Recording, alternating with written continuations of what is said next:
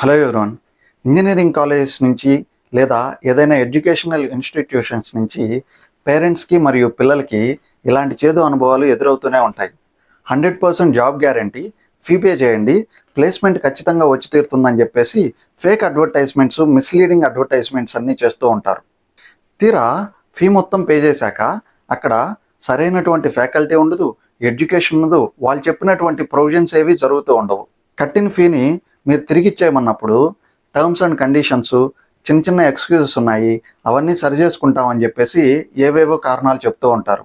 Consumer protection యాక్ట్లో section 2 Clause 47 కింద unfair trade ప్రాక్టీసెస్లో misleading advertisement అనేది కేవలం చీటింగ్ మాత్రమే కాదు, చట్టరీత్యా నేరం కూడా. స్టూడెంట్స్ ఎక్కడైతే ఉంటున్నారో లేదా ఏ ఇన్స్టిట్యూషన్లో ప్రాబ్లం రైజ్ అయిందో దానికి దగ్గరలో ఉండేటటువంటి డిస్ట్రిక్ట్ కన్జ్యూమర్ కమిషన్లో సెక్షన్ 35 కింద మీరు కంప్లైంట్ని ఫైల్ చేయొచ్చు.